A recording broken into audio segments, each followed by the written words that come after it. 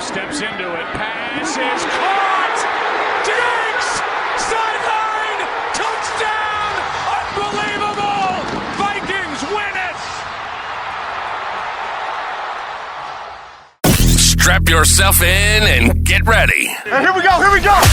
The leaders in fantasy football are incoming, giving you the ultimate insight to help you win your leagues and dominate your mates. You're now listening to the Insight NFL Show with your hosts, Guns and Maverick. Welcome to the NFL. Let's go! Let's go! Go!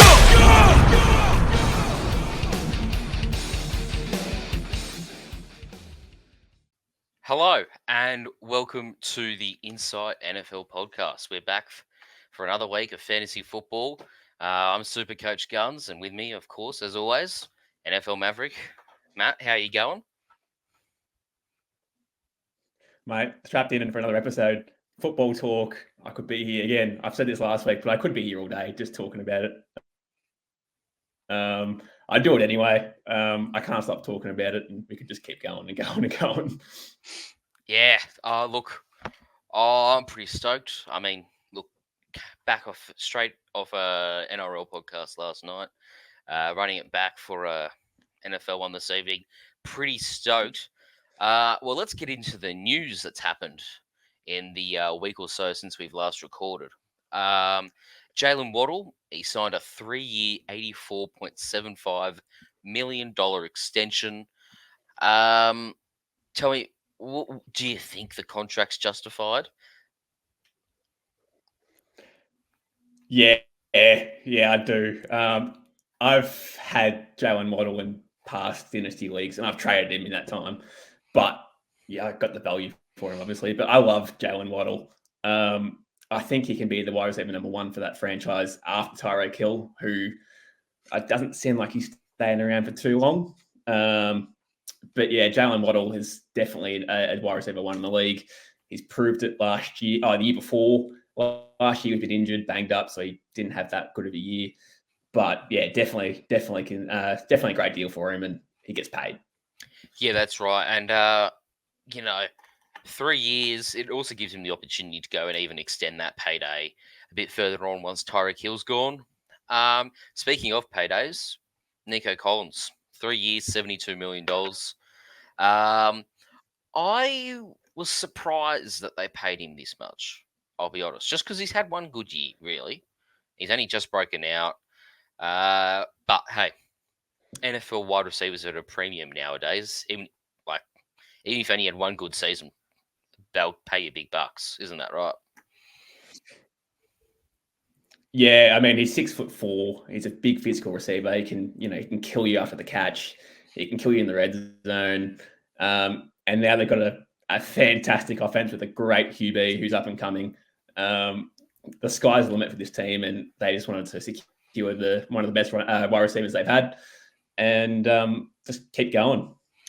Yeah, they're looking primed to this year, the Texans. You throw in Stephon Diggs, Joe Mixon, so you've improved at running back, and you've somehow managed to improve at wide receiver. Yeah, that's very much a Super Bowl contending team. And you've got a stud defense as well, not to mention. Yeah, and you know what? You actually forgot to mention Tank Dell. I haven't even mentioned Tank Dell. A massive sleeper in that offense. Yeah, I mean, he's the wide receiver 2, maybe 3. That's how good that offense can be. Just pay these guys, and I love how they've kept them all together. And added Stephon Diggs, should I say? The sky's the limit for this team. I love where they can go.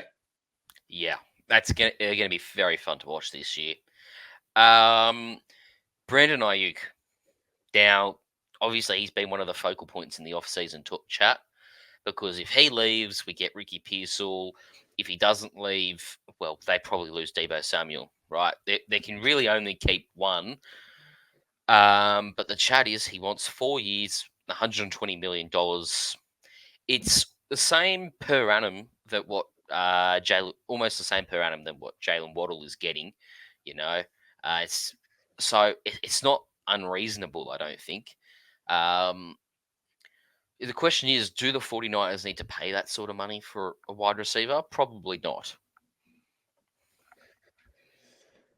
Yeah, it's a hard one, isn't it? Because Ayuk, is he worthy of that contract? Now he had a really good year last year, but it's probably his first really elite year that he's had in the league. He's only young, but he wants money similar to Amon-Ra St. Brown, who obviously just got paid as well. So it's hard to say. They probably just pay him and just keep him and move on Debo Samuel at some stage. I'd say that's probably the rumor that I'm looking at that's going to go the right way, but. Yeah, Purdy loves him, so you probably have to keep him around. And I don't know what his contract's going to be, but it might not be $120 million. Yeah, I think he's going to have to do some compromising to stay with the gun team, right? But I also think that they'll be tempted to try and. The reason that they might not sign Ayuk is because Purdy's not even on $1 million a season right now, right? Because he's such a late draft pick. When they have to pay him, they're in strife because it's going to be going from $1 million to 45 million probably. Yeah, well, something's going to have to give because that defense is already elite. So, if they want to pay offensive linemen, like they got Trent Williams there that they're paying, they're going to have to pay Ayuk, as it seems. So, and their defense is amazing. So, something's going to have to give. Purdy's going to be demanding a big payday, as you said. So, they're one to watch in the next sort of year or two to see what they do. I'm sure they'll work it out. They always do. But yeah, it's going to be hard. They might be very active in trading during this season to try and secure some picks for next year because maybe their play is to just draft some backups or replacements, not have to deal with the cap space issue, and then just pay Brock. That's one way to go. But speaking of the 49ers, Juwan Jennings has returned, signed a 2-year deal. I think it's $10 million for 2 years. This hurts Ricky Pearsall, but how much does it hurt Ricky Pearsall, I suppose, is the question. Yeah, it's hard to say. He's been there. He's been there for a couple of seasons now, Juwan Jennings, so he probably knows how they play. So yeah, look, it's on that minor news as such, but it probably will have an impact at some point down the line. Like $5 million a year, it's still like out of your cap, so they have to use it at some point. Yeah, and like he fits in well. He would have had if the 49ers won the Super Bowl last year, he would have gone close to Super Bowl MVP because he was sensational in that game. But no, Yeah. yeah, I don't know how badly it affects Pearsall, but it's just another receiver in the mix. I guess that's really it. We'll move to the Panthers now. Xavier Legette, who we spoke about last week, we thought there was a bit of value in him in rookie drafts, particularly. He's going in the third round. We think he's a mid to late second, probably. But he's tweaked his hamstring at training. It's not a major setback, right? It's just it disrupts his path to securing some targets, I suppose, which is a shame for him. Yeah, mate, couldn't have said any better. In training camp, OTAs or such, you want to be burning the house down. You don't want to be injured. You want to be out there healthy, ready to go to secure your spot and prove to the coach that you can actually play. It's funny they've got very limited weapons at Carolina, but he still has to compete for Thielen, Deontay Johnson, Mingo. Like he's still got a few there to work against there. So, and you know what? They've only been there for a week or two, and he's already injured. So, minor. I will take that as minor, but these hammies they do work. Yeah, they do, and with such a big physical receiver as well, like he's going to need to jump up for that ball. He's going to need to have some big long strides downfield. The hamstring, it's one of the ones that you just do not want to injure as a deep threat wide receiver, right? Now, recurring. Yeah. Now, look, we're scraping the bottom of the barrel this week for news. Cowboys running back Juice Vaughn is running slots of wide receiver. Look, It's shaken the whole of fantasy football to its very core. Trade packages are being sent out all over the place for Juice Fawn.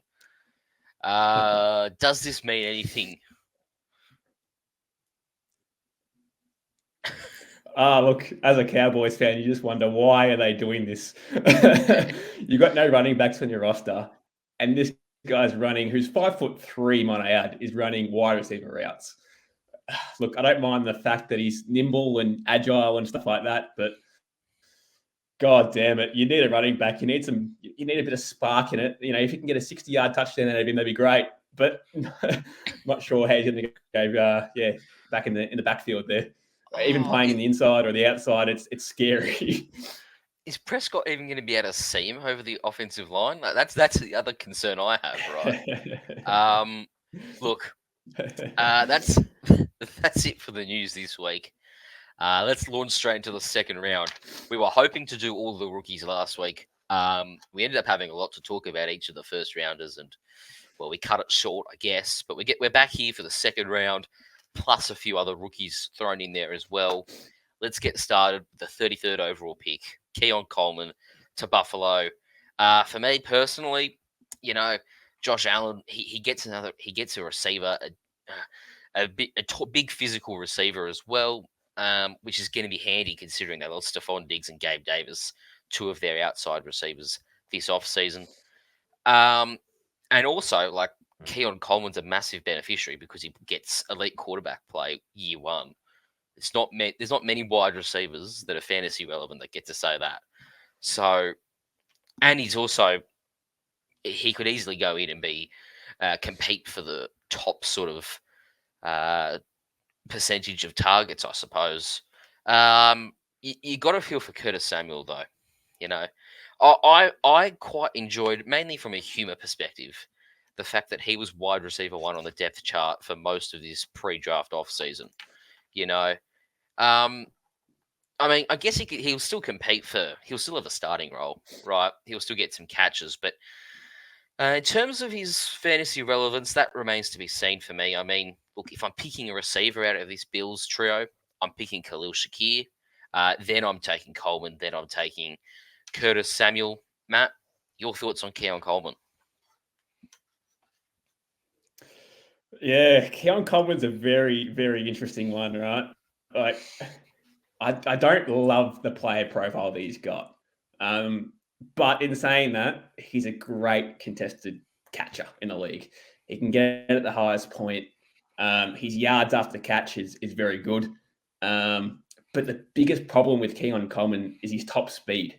I mean, I don't know if you saw, but he ranked 39th out of 40 wide receivers in the 40-yard dash. That's second last.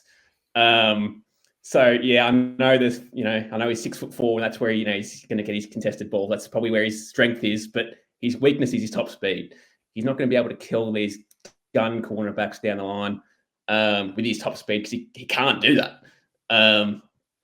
But it's the positive out of this is he's probably going to be the wide receiver 1 and a team that doesn't really have many options there at the moment. They've got the 2 tight ends in Kincaid and Dawson Knox. But yeah, as you said, Shakir's there, Curtis Samuel's there, now Keon Coleman. So we'll see how he goes. But I do worry about him because he can't separate. That was his biggest problem in college. He couldn't separate, and his route running was pretty average. So Josh Allen, who threw 18 picks last year, is he might. I don't want to see him force it down to him because he can't separate as good as the rest of them. But yeah, he could increase the picks if he's going to start forcing it down to Keon Coleman. Yeah, and I guess that's where you say, well, who is their deep threat? Well, it might genuinely just be Curtis Samuel, or you put Dalton Kincaid on tight end seams. I don't know how quick Curtis Samuel is off the top of my head, but they're pretty low on options in terms of throwing the ball deep. Okay, he's quick. He has a 4.31 40-yard dash, right, in his draft pre-draft measurables back in the 2017 draft, right? So it's him that they're going to be throwing deep to, clearly. But it's not a great caliber deep threat wide receiver. That's the problem for Josh Allen, isn't it? And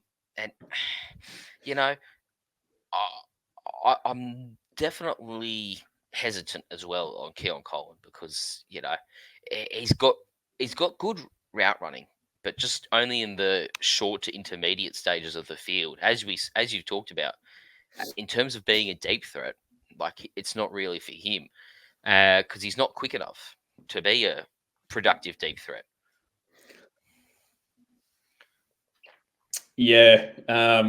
I mean, in rookie dynasty drafts, I would still probably take him early second round based off just no other real threats there at wide receiver at Buffalo. And as we know, he's playing with an elite QB. So the opportunity is there. And the points could be there to go big if he can do it. But it makes you wonder what's his output going to be. It's probably one of the most interesting picks of the draft, I think, is Keon Coleman because it's a real boom or bust pick. It is. You're either getting, as I've mentioned, you're either getting great production on these intermediate passes, and then you almost exclusively use Curtis Samuel for deep balls, right? Or, he struggles to adapt to the NFL and the physicality of it, and all of a sudden you've burnt your 33rd overall pick when you could have easily taken Xavier Worthy at 28, right? That's the killer for this, is that they had the opportunity to pick Xavier Worthy, but they let him go to the Chiefs, who, they might play at some point in playoffs this year, and it could be Xavier Worthy that kills them, right? I'm just putting it out there.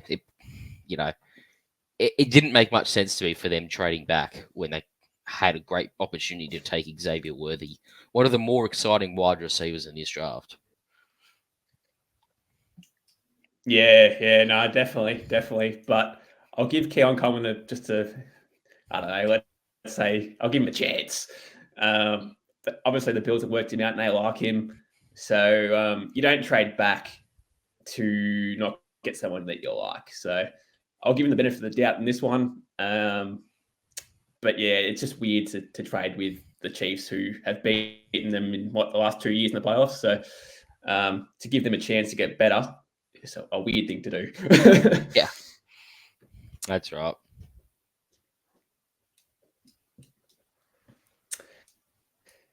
And now we'll move to the 34th pick, I think it was Ladd McConkey. Was it 34? It was 34. Yes. It was just after. But I think this guy is going to have immediate impact right from the get-go. They've got Josh Palmer. They've got Quinton Johnson. And, they'll be involved still in a good offense with Justin Herbert. But does he play on the inside or does he play on the outside? Is the biggest question mark for me with Ladd McConkey. I think he plays on the inside as he's got elite running ability and route running ability, should I say. And his yards after catch. Honestly, there's probably no one better in the draft than, apart from, obviously, Marvin Harrison Jr. But yards after the catch, this guy is unbelievable. What do you think, Guns? I know you've been really high on him. You'd be I am loving it. I am loving it. I agree. He's in the slot.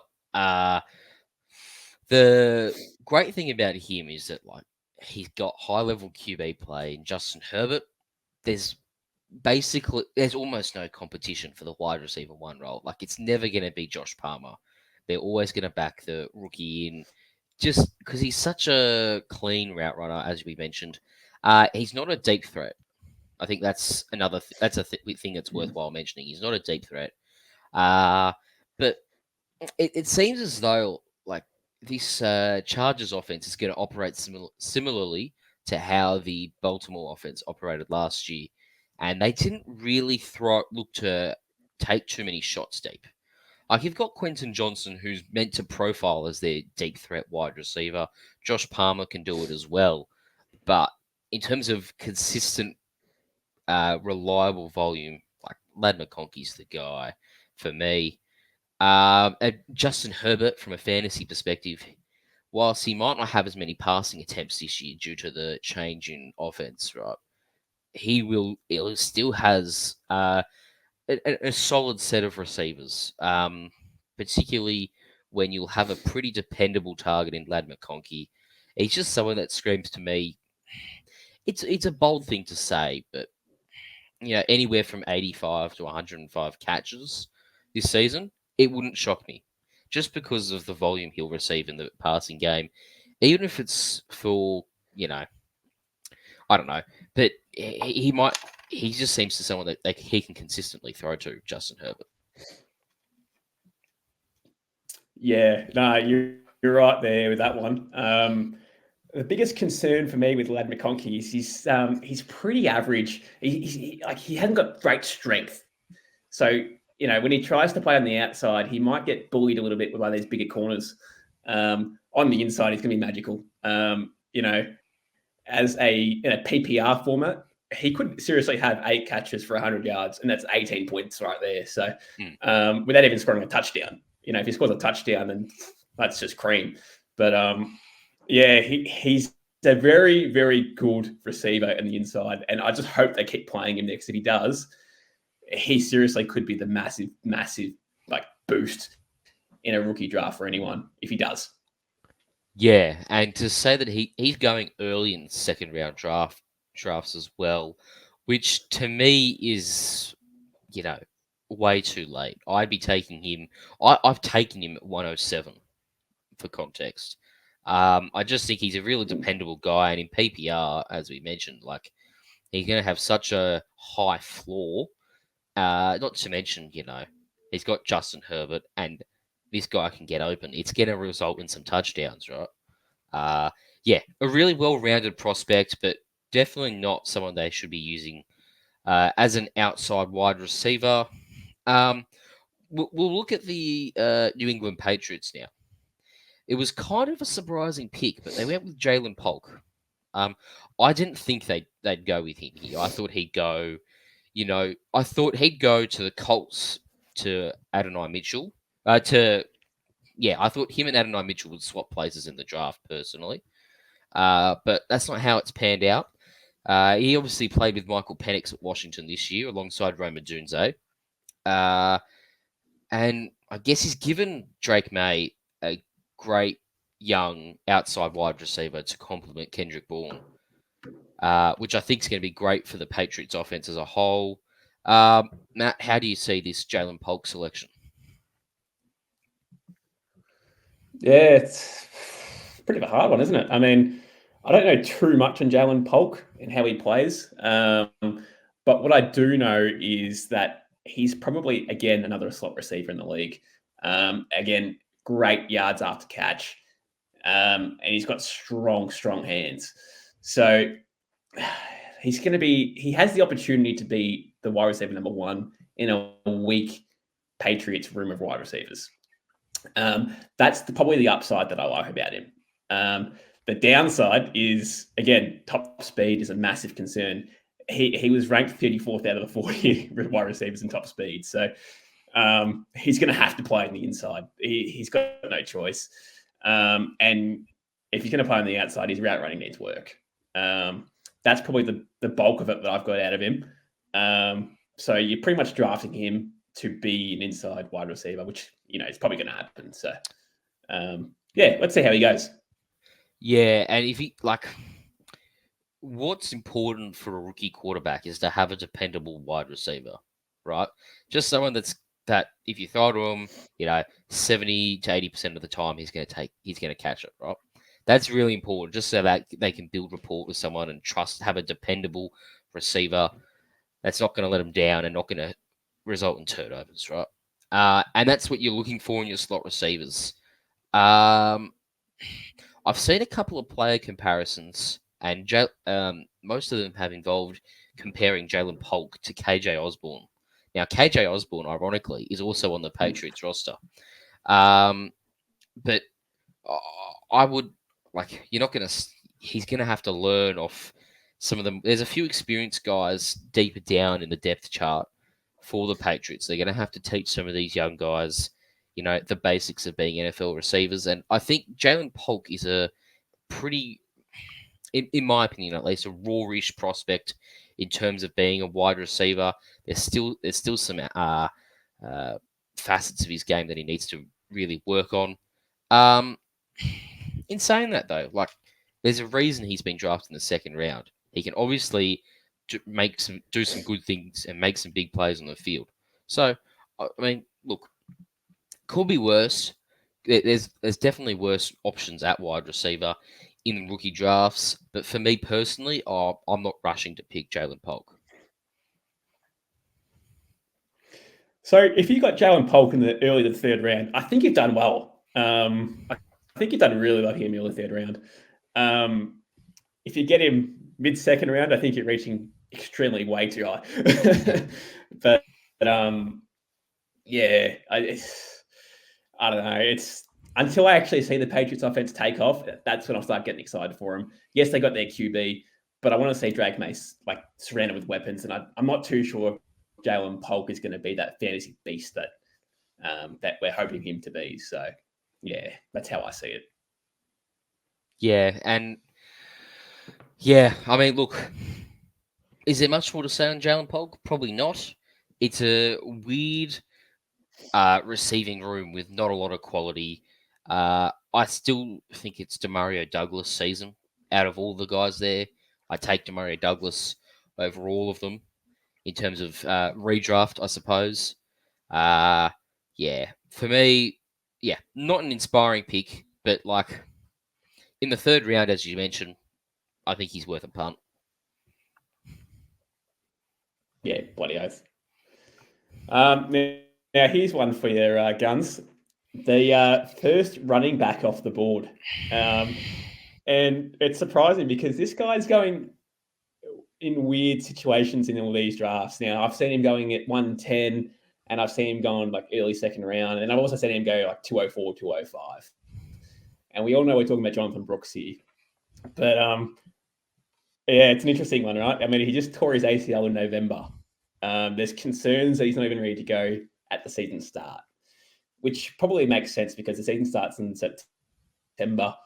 And obviously now his ACL tear these days is probably 12 months. He's going to have no training camp. He couldn't perform at the combine. But in saying that, he can be the RB1 immediately. He's got probably one other competition spot in Chuba Hubbard. But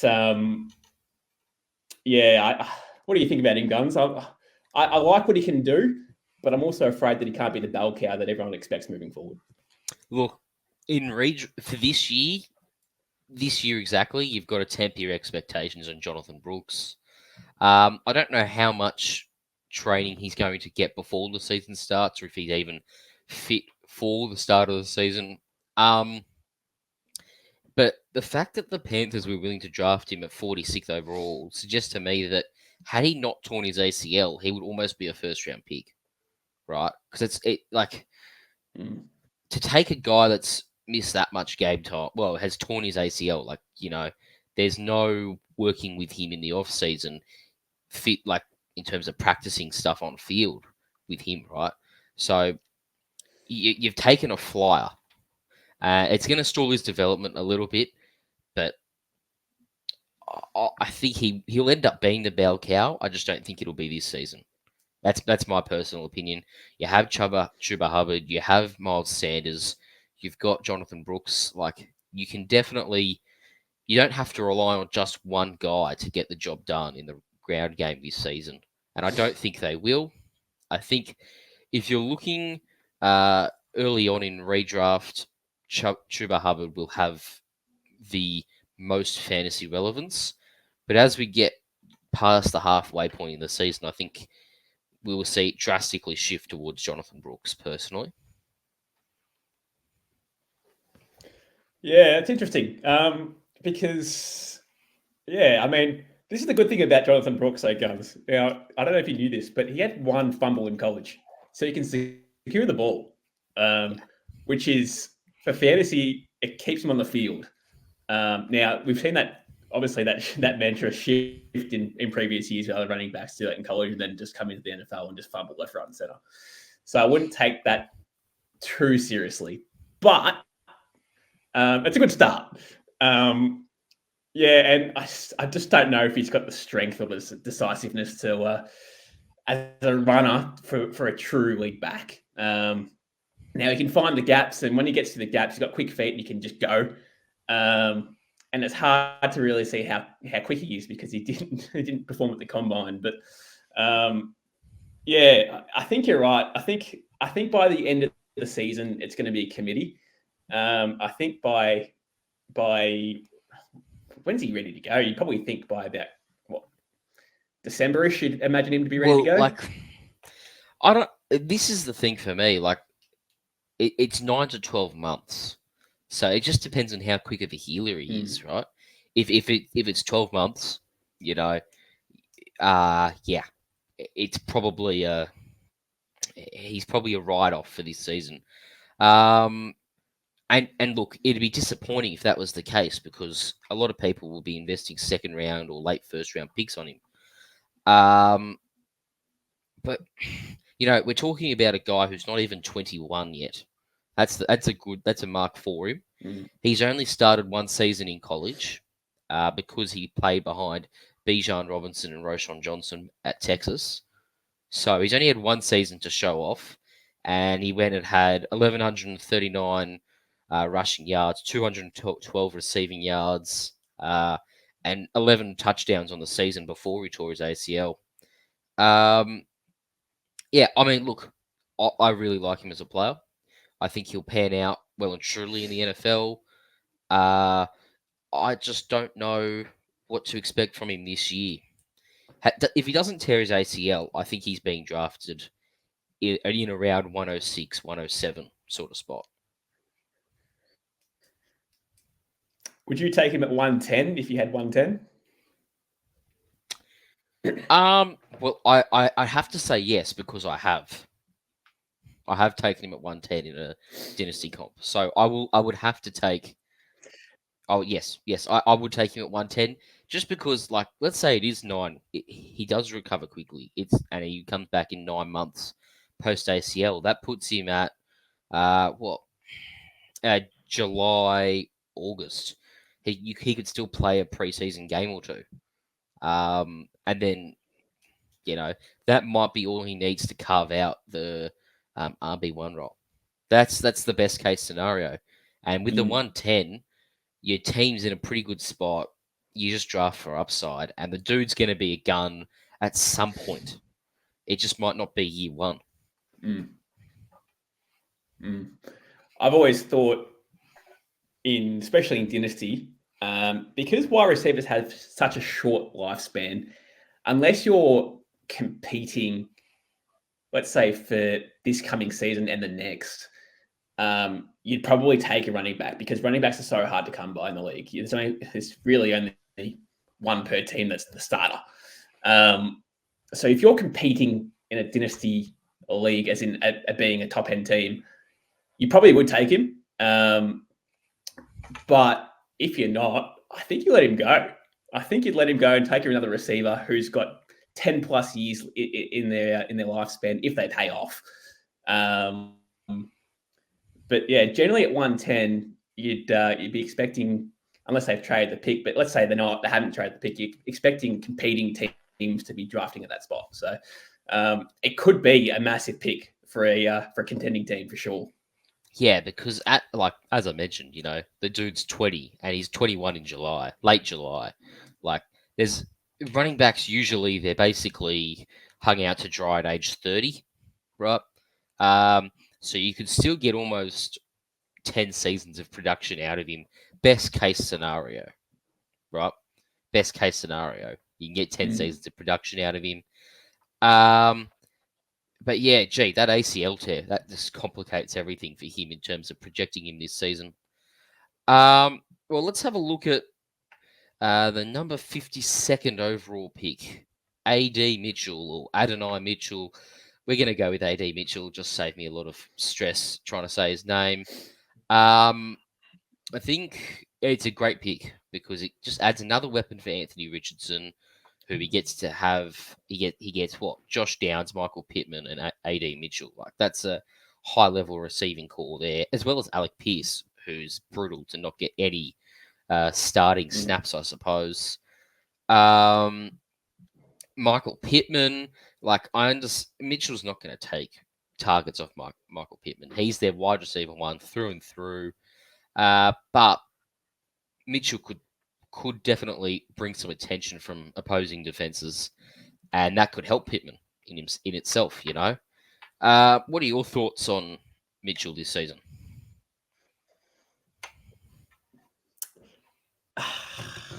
It's such a shame. I love him as a player. I think it's a great NFL move for the Colts. I really, really do. I don't love it from a fantasy perspective because his ceiling is probably going to be the wide receiver 2 unless Pittman gets injured or they trade him, which that won't happen. But let's say they do. So it's a shame because he could have gone anywhere else and probably be the number 1 and dominated. I mean, for example, if he went to the Patriots, they'd be loving life, and he'd be probably an early second round pick. But it's a hard one because he can play both in the inside and the outside. The only problem with playing on the inside is Josh Downs. That's where he plays. So he probably plays more on the outside, but he's a great route runner, and mate, his top speed is elite. It was ranked number 3 in the 40-yard dash. So if he gets out, he's gone. The only downside to it is he is playing with Pittman and he is playing with Jonathan Taylor, who demand targets and they demand carries, as in Jonathan Taylor demands carries. So that's probably the downside to it. But yeah, he has that home run potential. He could have a 60-yard bomb and just be gone. Yeah. And I think I understand that, this is a rookie draft, but for me, this just sets Anthony Richardson up for a massive season, right? I'll ask you this. Do you think Anthony Richardson can finish as the fantasy QB1?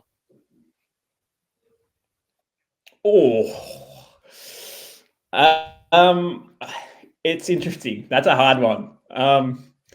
He's got to stop trucking folks first. Put the shoulder away. But he's got the ability to do it because he has those rushing touchdowns, and he's a pretty good passer. So, and with the offense that he's got, it's definitely a possibility.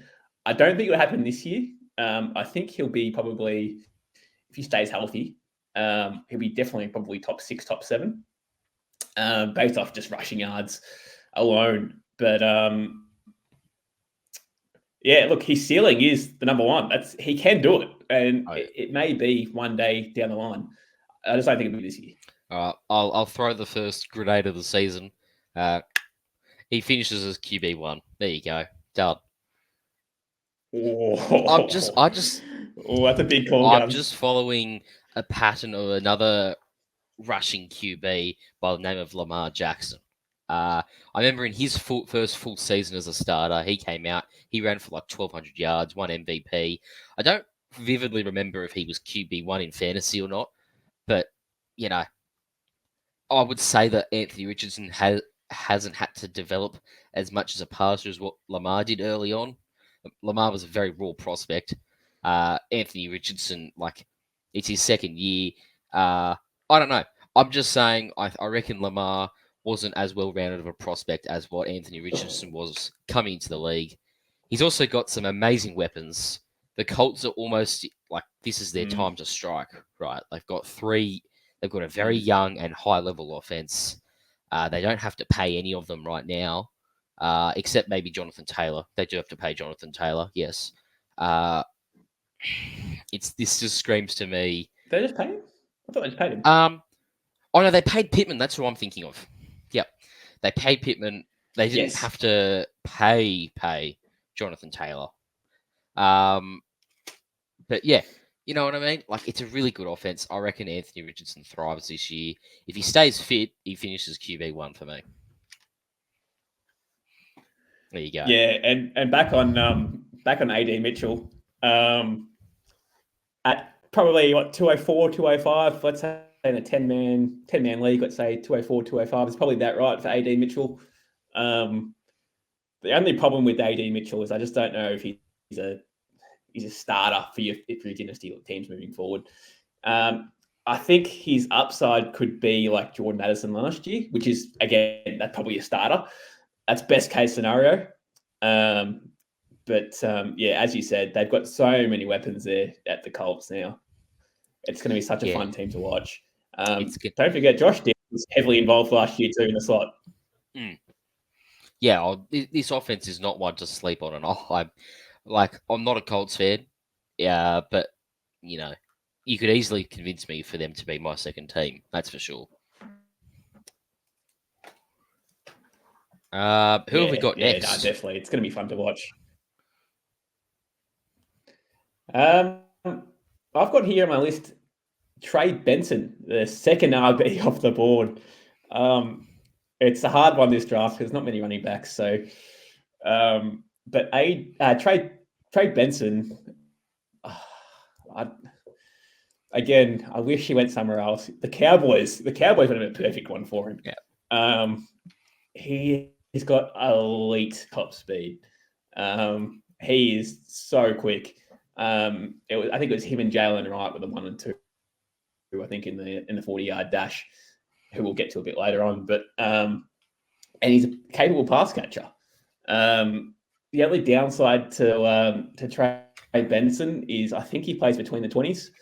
I think that James Conner will probably see majority of the goal line carries if he stays healthy. Trey Benson probably won't be, get any of those goal line carries, which is a shame, but he could break out for a 40, 50-yard touchdown so easily. He's won that gap and he's gone. Yeah. What do you think, Guns? What do you think about Trey Benson? So I stumbled across a press conference with James Conner, and he spoke about how the Cardinals were looking to get him more involved in the passing game this year, which suggests to me that they're looking to not give him as many carries, but they're unlikely to use Benson on third downs. So for me, the fact that he won't have third down duties, that hurts Benson for standalone value. But I think he could have 10 carries a game, right? But I also think James Conner is going to have close to that as well. Plus, he's going to have catches. Clearly, it's going to be Marvin Harrison and Trey McBride. And, it could well be that the next man up in the receiving game is James Conner, which is weird to think about, I'll be honest. But that's what's being reported. And I guess, that's where we should set our expectation. In terms of Trey Benson, though, because I've talked a lot about Conner, Trey Benson, again, if he lands at a lot of other teams, we're talking a really, really good prospect for this year, at the very least. And in Dynasty, we're talking a much higher peak than where he's going now. However, I don't think he sees more than 10 carries a game this year. When they move off James Conner, which I'm sure will be soon if Trey Benson impresses, that's when my interest is peaked in him, I suppose. In terms of where you draft him, where are you taking Trey Benson? That's again such another hard pick because I've seen Trey Benson.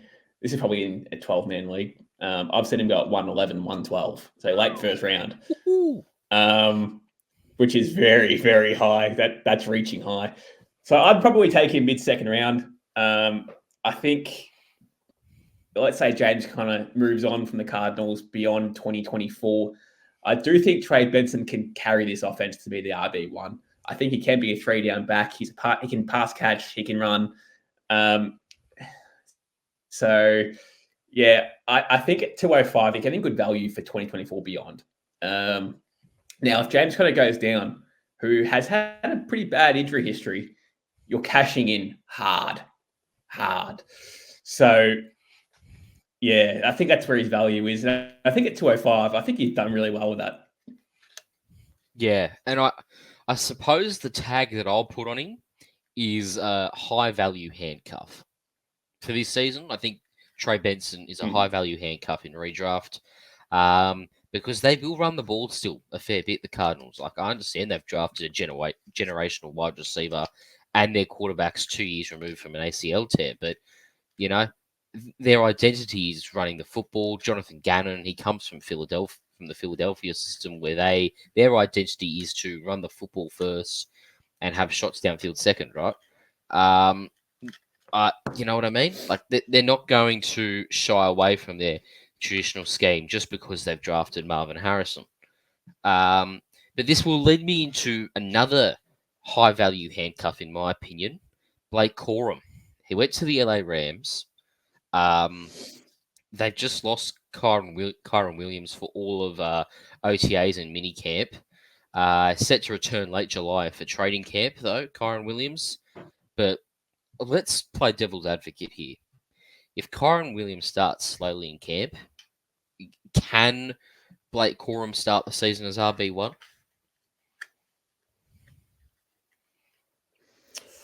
Oh, that's a big call. I think it's Kyron Williams' job to lose currently, unless he's injured. The one thing I'll give you though, Guns, is Sean McVay loves to play all his players. He loves to use all his magnets and show them around and stuff like that. I mean, remember Cooper Kupp? He was a late pick. Kyron Williams was a late pick.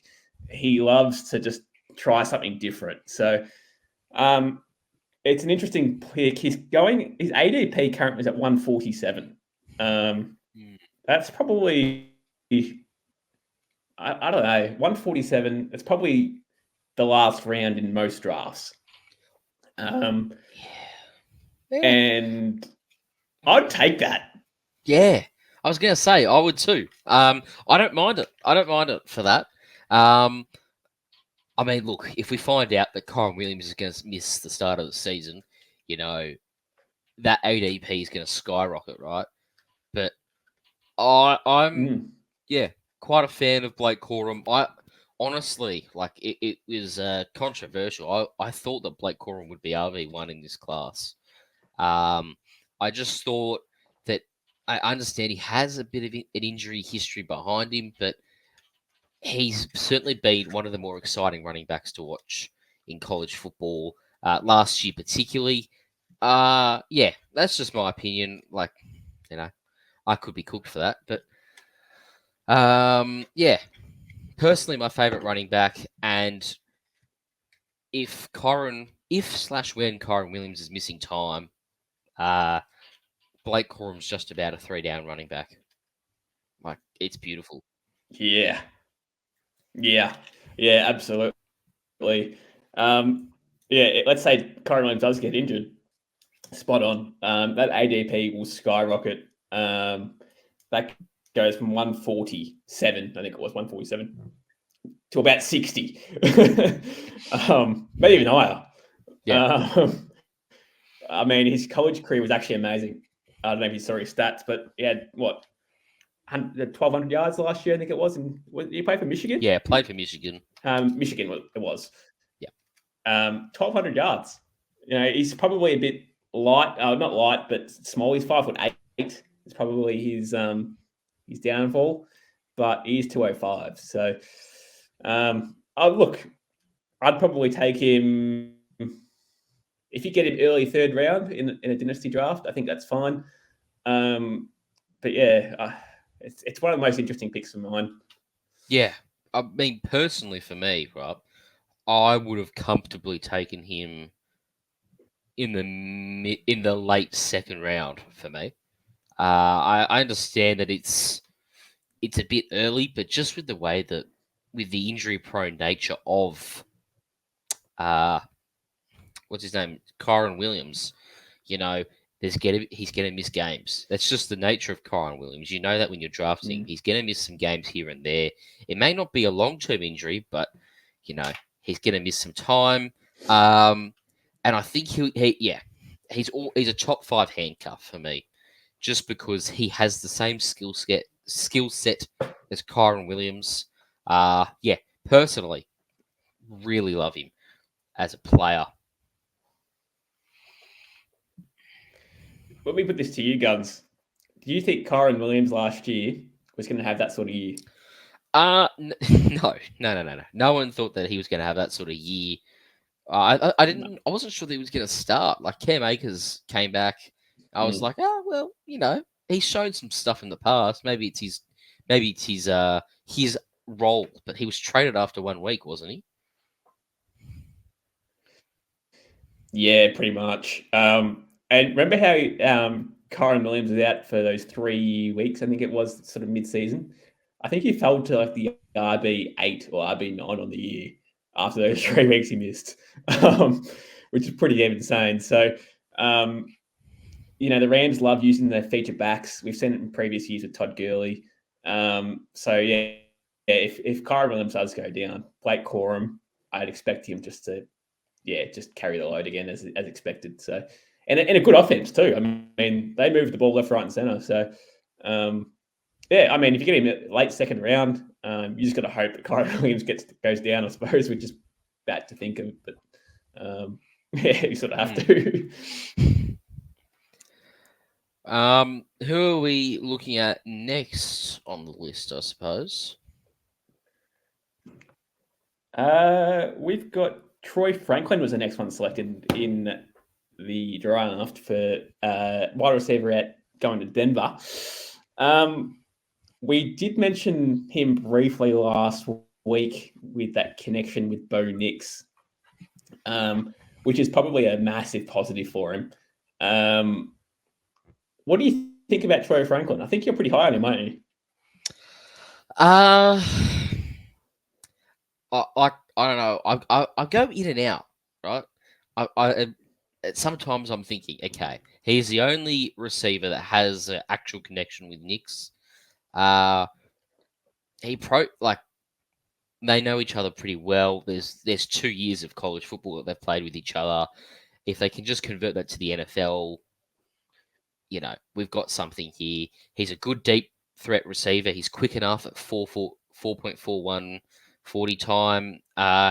Physically, he's pretty lightweight, 6'2", 172 pounds. It'd be nice if he could put on 10 or 15 pounds of muscle at some point. But hey, the fact that he's got a stable connection with the likely starting quarterback, that's going to be good for him. His route running is a problem, though. He's not got high level route running. He's going to need to learn that again and work on that. And that could obviously lead to some very volatile scoring if Troy Franklin is primarily a deep threat receiver. For me, I'm happy to draft him with my 3rd round pick if I'm picking in the middle of the 3rd round or early, to be honest. I'm okay with picking him early to mid. I wouldn't be picking him in the 2nd round, though, just because there's a reason he's dropped to day 3, I suppose, or the 4th round. Oh, 4th round. Yeah, it was interesting. I think he plays in the slot. I think that's where his best work is. And he's quite quick. So he's got that connection with Bo Nix, which is a massive positive. But I will say this. I don't know if you know this, but he had a 10% drop rate last season. 10%. That's not going to get it done in the NFL. So, look, I'm pretty sure at one point he was teased to be a day 1 pick too, believe it or not. So, look, I'd probably take him. I love slot receivers for fantasy. PPR beasts. So, look, if I took him at 209, 210, something around there, or even 211 if you're playing 12-man leagues, I would probably take the punt. Seriously, I would. I don't think Cortland Sutton is going to be a fit long-term for that team. I think we had a really good year last year based off what he could carve out. But Yeah, I think I'd draft Troy Franklin late second round. I love receivers that with PPR ability like him. So, yeah, that's probably what I'd do. I'll This is the key factor in him being a viable fantasy receiver in draft a rookie a worthwhile draft pick in rookie drafts, I suppose is what I'm trying to get out, is we need Bo Nix to start for Denver, right?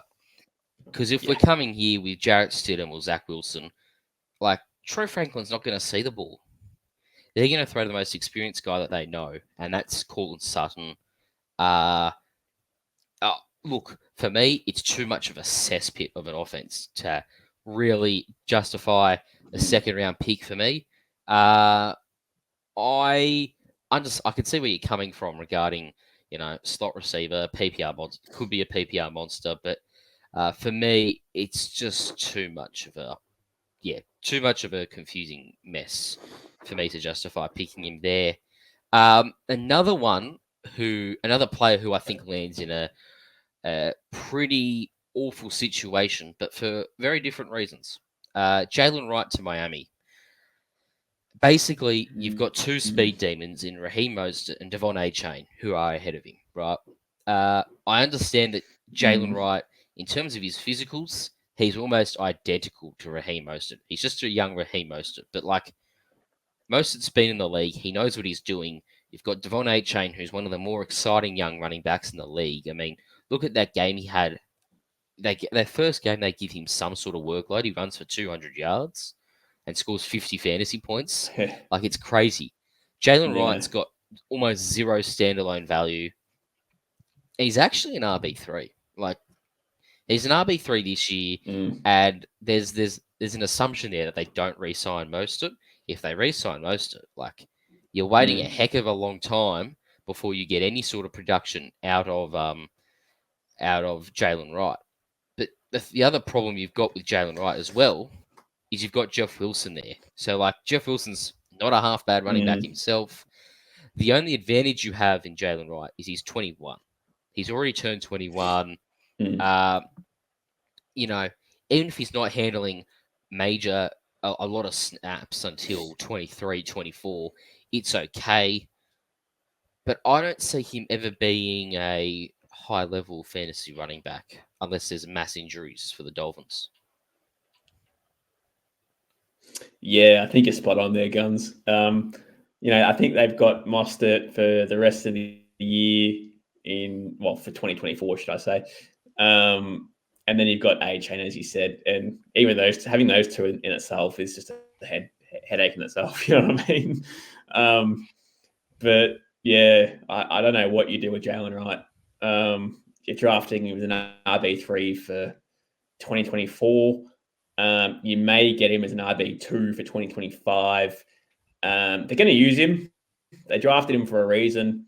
But in saying that, he's probably one of those ones where you stash him, you hope there's an injury, and then he dominates. But his physicals are amazing. I think he was number 2 or number 3. Number 2, I think he was, in the 40-yard dash. He's super quick.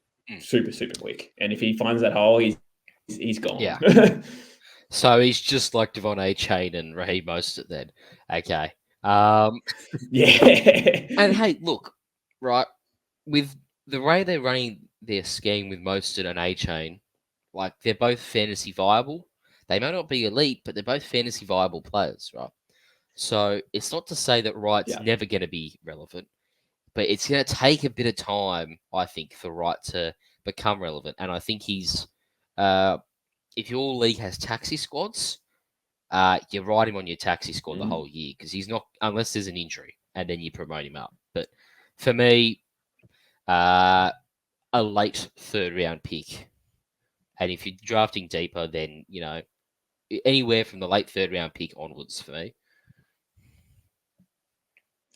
Yeah, I agree. I wouldn't pick him any earlier than that, personally. He just hasn't got that chance, let's say, to really go any higher than that. As I said, barring injury, it's just a very hard one to get around.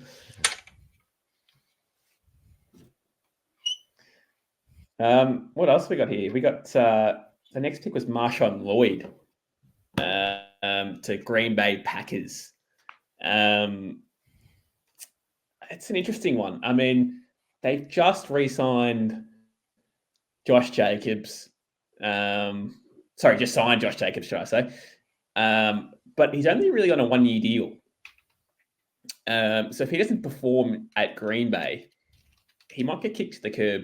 Marshawn Lloyd here has a chance to really come in, and he'd be on limited snaps, you'd imagine.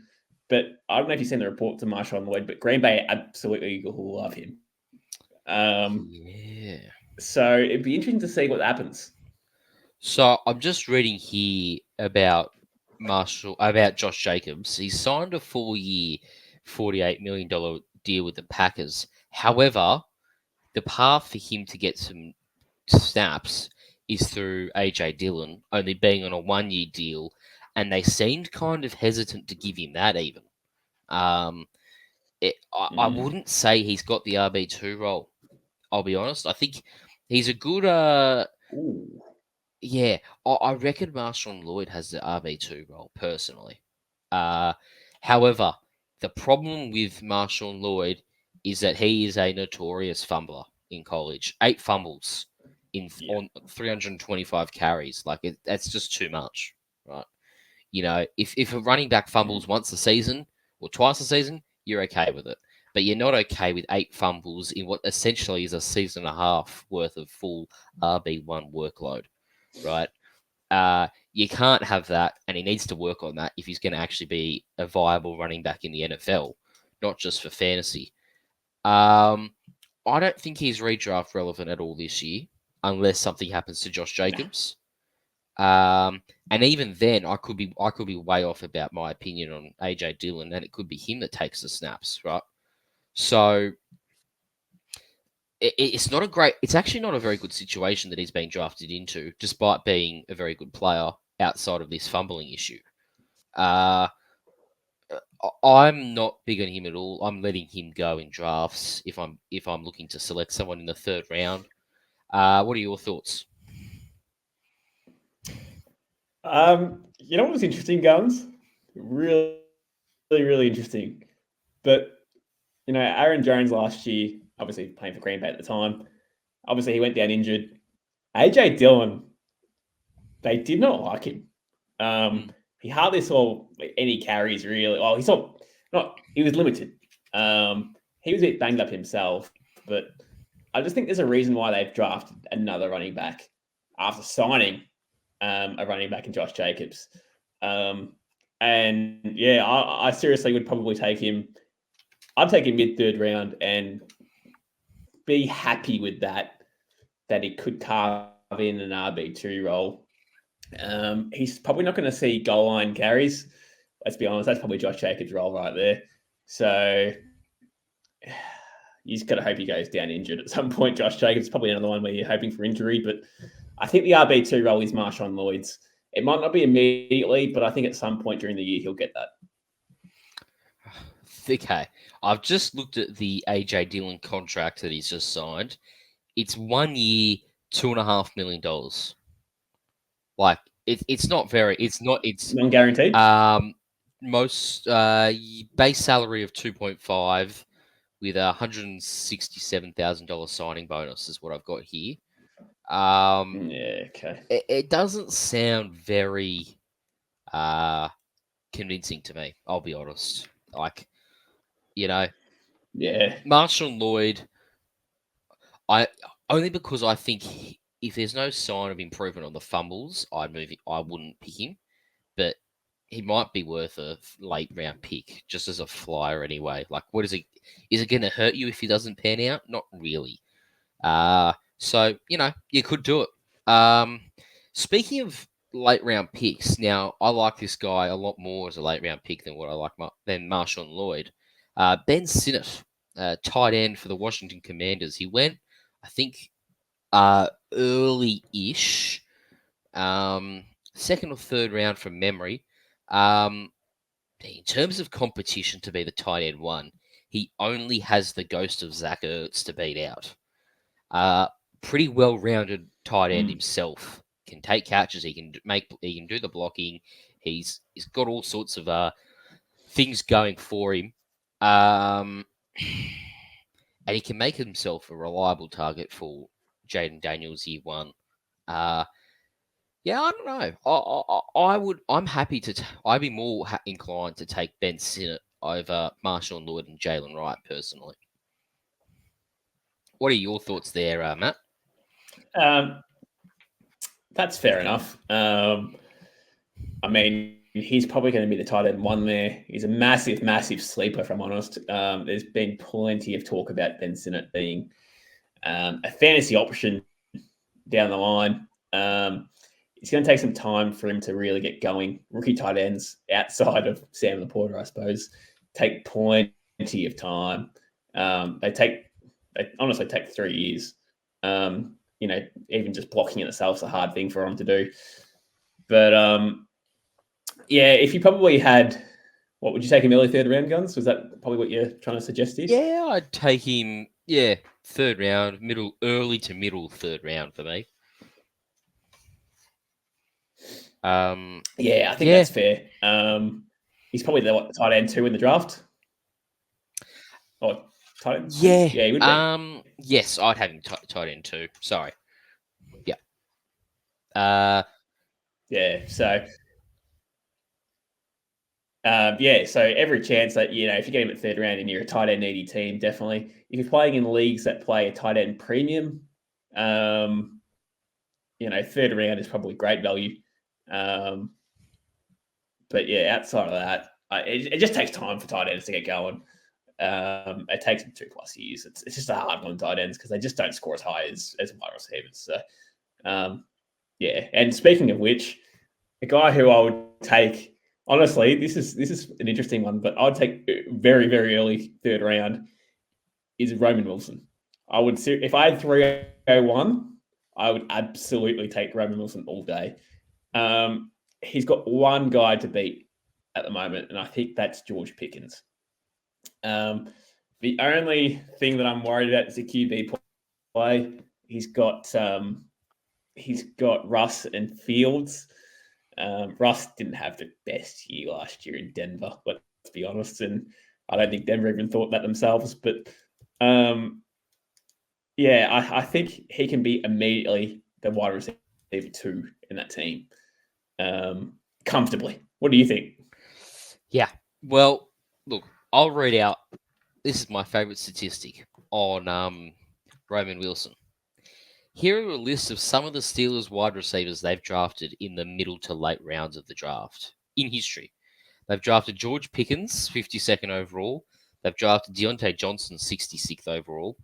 Juju Smith-Schuster, who, when he first entered the league for the first few years, he was high-level play. He came 62nd overall. Emmanuel Sanders, another high-caliber wide receiver. He got drafted 82nd overall. Antonio Brown, 195th overall. Mike Wallace, who's 10th all-time in receiving yards for the Steelers, he went 84th. And Hines Ward, their leading receiver of all time, 92nd overall. They have a high success rate in drafting mid-round wide receivers and making them into high-level players. And I honestly, it's a vibe. It's mainly a vibe pick for me. I'm willing to take him late in the second round. All right. I think that there's plenty of opportunity for him to come in and produce alongside George Pickens. I don't think you need to. He's not going to beat out George Pickens. I think that's the reality. They're willing to build around Pickens there. But Roman Wilson, he can definitely carve out his own role as wide receiver too. I agree the quarterback play is a problem. Like all these quarterbacks all these receivers I just mentioned, except for George Pickens, like they played with high level quarterbacks, mainly Ben Roethlisberger for a lot of them. Now you've got the washed up version of Russell Wilson and Justin Fields playing for a contract. if Justin Fields starts on pure desperateness alone, I think he might actually have a bounce back year. However, I think Russ is almost done in the NFL, personally. So, how do you judge Roman Wilson? You got to hope he lines up in the slot. Now, I haven't looked into it enough. Does Roman Wilson line up in the slot, Matt? Oh, that's a good question. He could line up anywhere, couldn't he? Outside, inside. It's a hard one. I think he's probably best suited for an inside wide receiver. That's what I like to hear. But yeah, and as I said, for PPR, I love inside receivers. Again, as I said before, they just garner catches. So that's really good research before, by the way, Jans. That was fantastic. Thank you. The wide receiver history there for the Steelers. You mentioned Antonio Brown. They've got him there at 195. They picked him. So they do have an eye for wide receivers. Mike Tomlin, again, very good NFL head. He'll work something out. They took him, 84th overall. They're going to use him. And honestly, if you got him at 210 and you reached for him, so be it. Yeah. I was just reading up on him. Opportunity there to really take over. Yeah, I was just reading up on him here. Pretty similar draft profile to Lad McConkey. Maybe a bit better, not as good of a route runner, but maybe a bit better downfield. The Steelers, apparently, they view him as a slot receiver. Like, it's music to the ears, honestly. Yeah, I'm willing to take him late in the second round. I think he'll make something of himself in the NFL. Now, this pick, I've put it in a very interesting spot. Because I've gone away from the doing it in order. Just about. I've jumped all the way to the 6th round. I've gone to Tyrone Tracy. He's been drafted by the New York Giants. And, normally a 6th round running back to a very inferior team, you're thinking, oh, who cares, guns? Move on. Right? But there's no his only competition is Devin Singletary. Now, he keeps bouncing around teams. This is his 3rd team in 3 years. The other great thing about Tyrone Tracy is that he's a wide receiver turned running back. So, they're likely to use him as their third down running back. It gives him some possible standalone value. And if anything happens to Devin Singletary, we're really cooking with gas here. I don't think he'd handle it all himself. He's not a 3-down guy. I think they'd have to sign a power back to complement him. But I think there's something worthwhile there. I don't think he's worth a 3rd round pick. But if you're doing a deep dynasty draft, so I'm in one league where we do 5 rounds, right? If you've got a pick in the 4th round, I'm going Tyrone Tracy. I just think it could pan out. It's worth a flyer at that point. And the passing down factor suggests to me that maybe there's some standalone value there, depending on, how confident the quarterback, whoever their quarterback is, however confident they are to throw it downfield. Because I suspect it's not very confident at all. Yeah, I mean, this is a one where you take him in the 4th round and just hope, right? Remember a couple of years ago, the San Francisco 49ers took Elijah Mitchell. They took him you'd get him in the 4th round in dynasty leagues. You could do exactly the same thing for Tyrone Tracy. Get him in the 4th round, and he could produce. I think New York Giants are in a situation where they're trying to be a bit experimental. They've just lost Saquon. Singletary, honestly, I actually thought he had a really good year last year. The second half of the year, he was actually so solid. And they replaced him with Joe Mixon. But I'm not sold on Devin Singletary down there at New York. I think they'll struggle to run the ball. Average O-line, average offense. and they may just go, let's just give it to Tyrone Tracy. Yeah. See what he can do. And if he comes out and balls, then, oh dear, a 4th round pick could be just gold. Yeah. And the fact that he's got this versatility of, he can do a lot of receiving work and he can do some carries. Like, it just gives them a point of difference on offense, I think, personally. And, it could be very welcomed. And as a 4th round pick in a rookie draft, it's not a big deal. It's not a big deal if he's just if he gets cut and put on the practice squad or whatever. Like, you just say, well, but what's on waivers? Let's just see what's on waivers to replace him with, But the upside's there for him to, carve out a pretty permanent role, not necessarily as the lead back. I don't think either of us are expecting him to be the lead back, but definitely to have,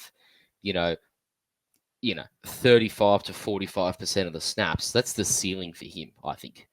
But we're more talking about a guy that might be exclusively a pass catching back. Yeah. And is he the RB2, you reckon? Yeah, I think so. And that's the other part of the appeal. There's not much in front of him. What have I got here? Eric Gray. Yeah, it's nothing. There's actually nothing in front of him.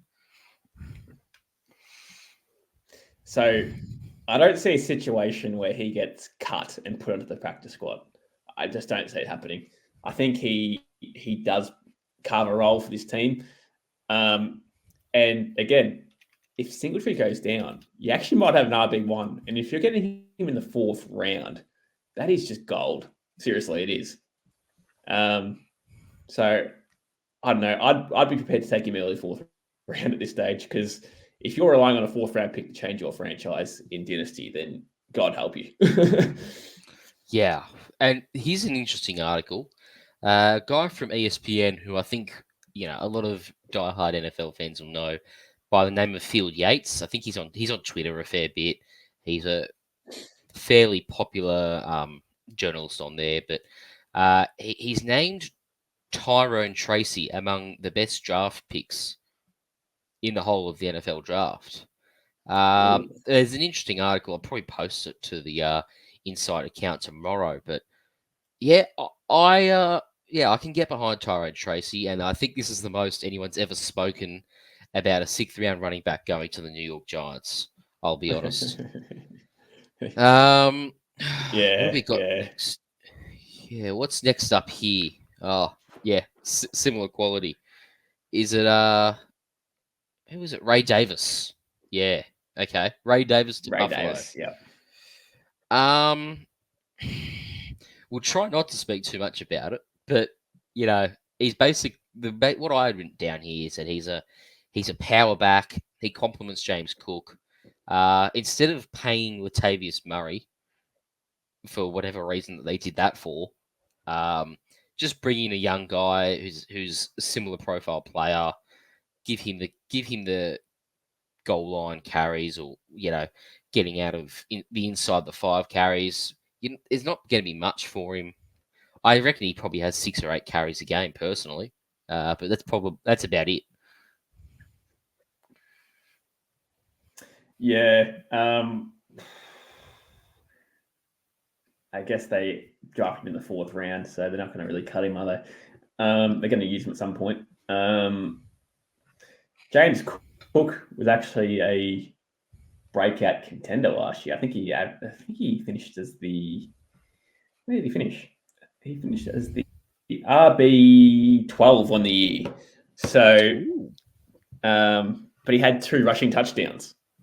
So Ray Davis could actually carve out a goal line carry role. Yeah, and I think he probably does, because that's sort of what Latavius Murray had last year, right? Like, I'm just looking at it to see. Yeah, so you go.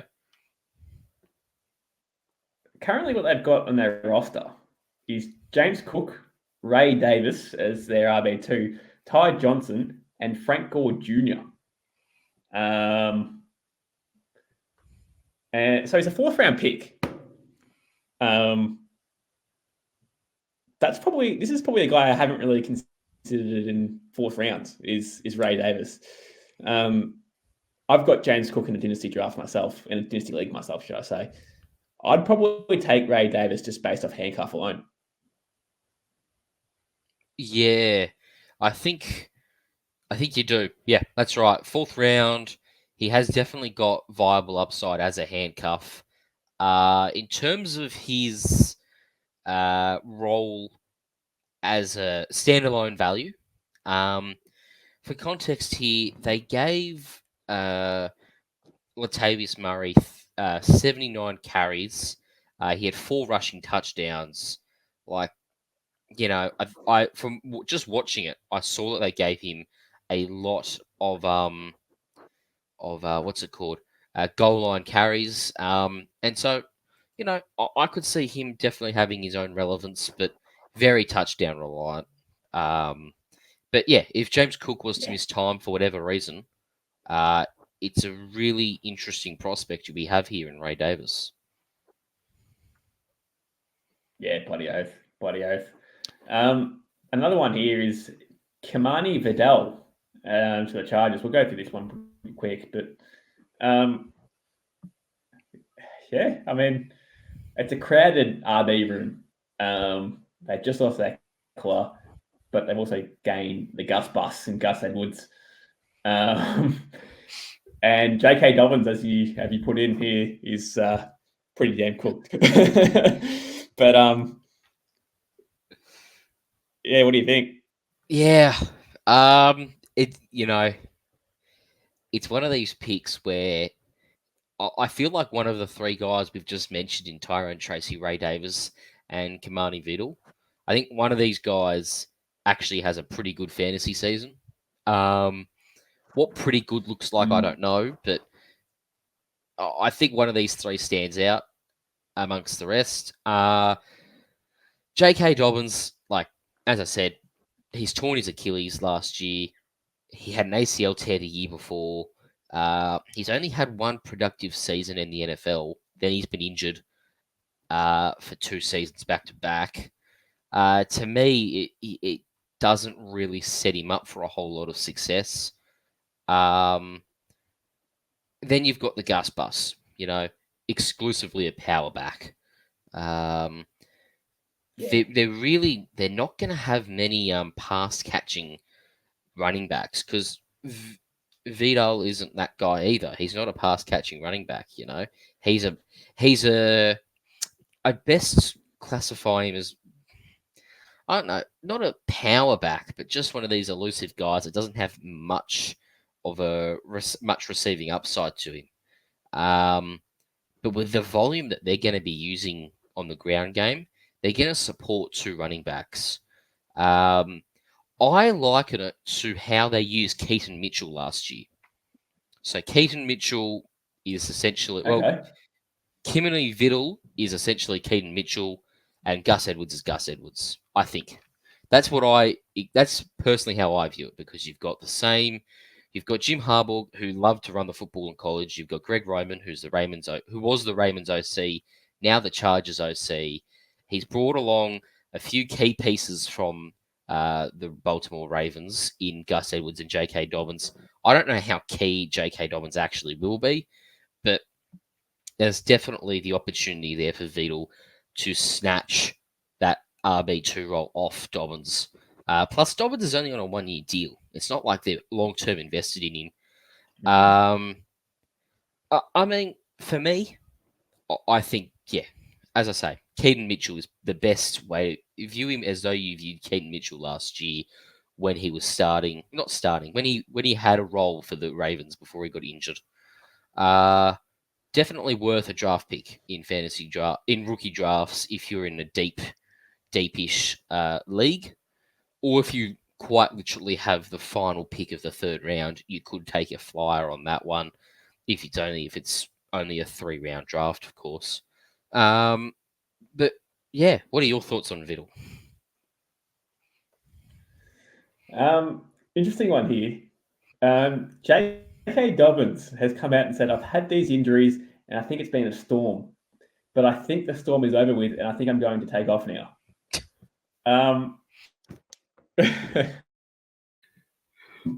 Oh dear. That's a guy that's come off a knee and an ACL.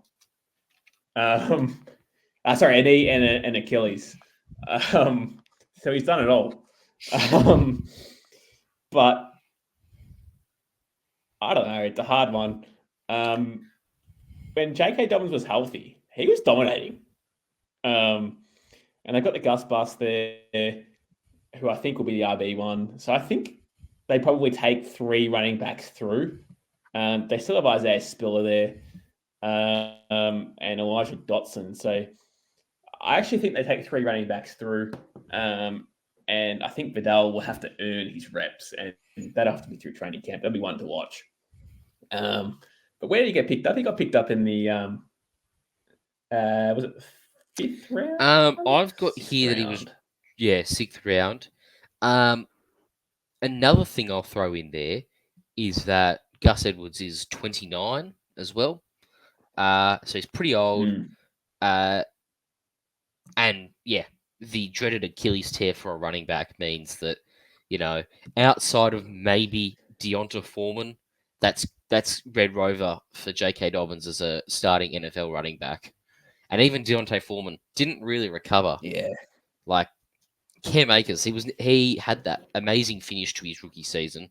He tears his Achilles. Like he's now not signed to an NFL team.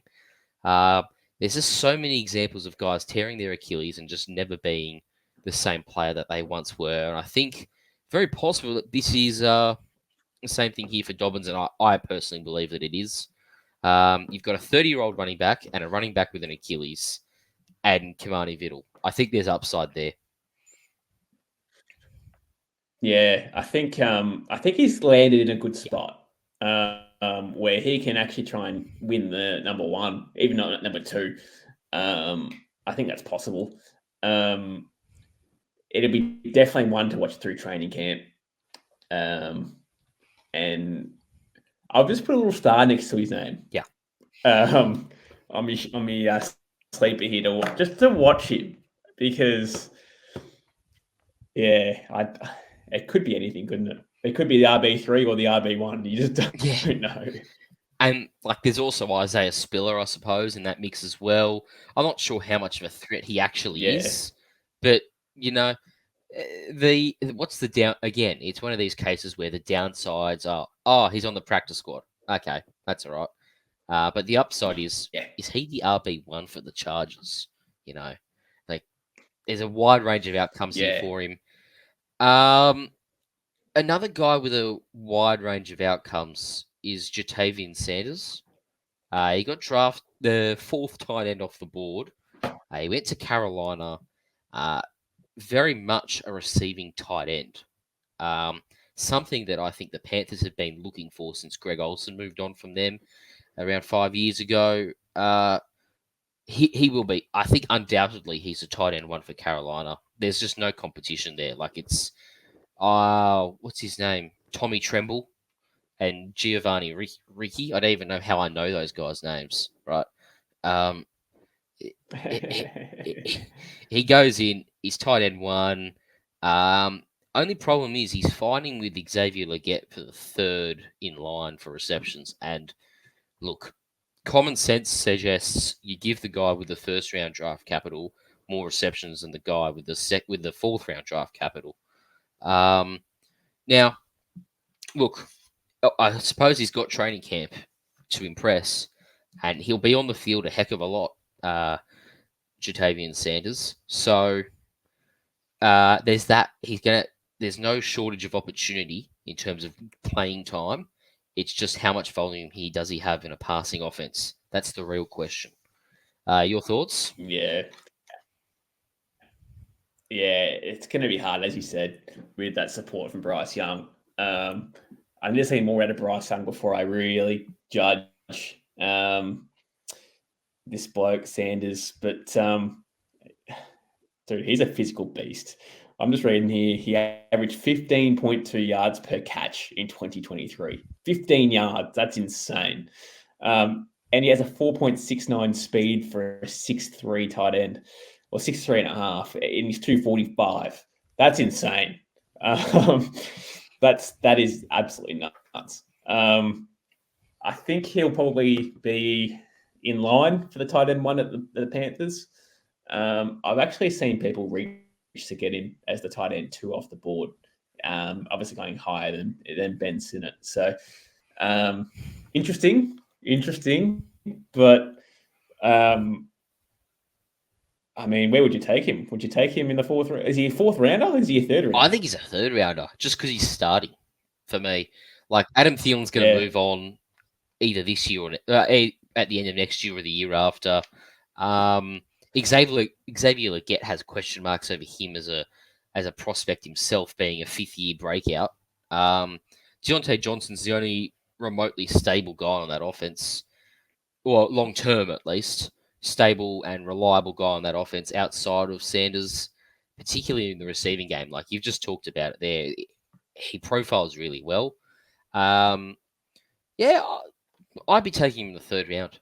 Like, in terms of the guys we've just talked about, these are questionable running backs that have the upside to potentially start. This guy's starting, right?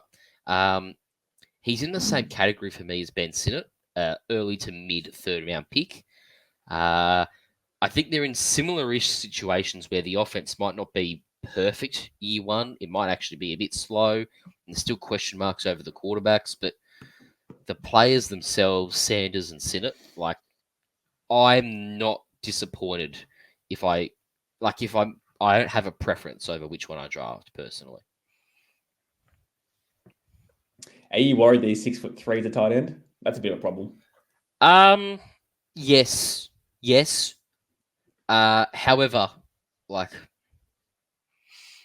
he's shown that hasn't been a problem for him in college. I suppose that's the key thing for me. In terms of being a receiver, he's shown that hasn't been a problem. I don't know how good of a blocker he is, and that might be his flaw, being 6'3" as well. He might be a bit small on the offensive line. There are ways around that, though.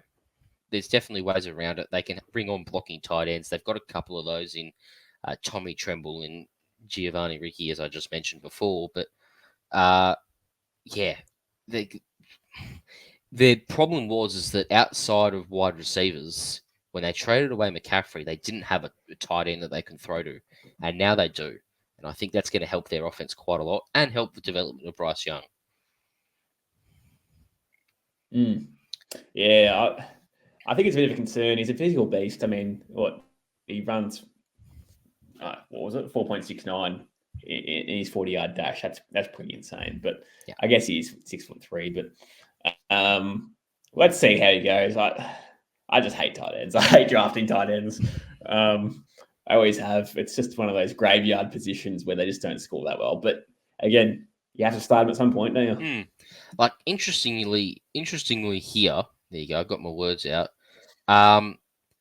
They've listed him as 6'4", 252 on Sleeper. So there's obviously some sort of discrepancy here.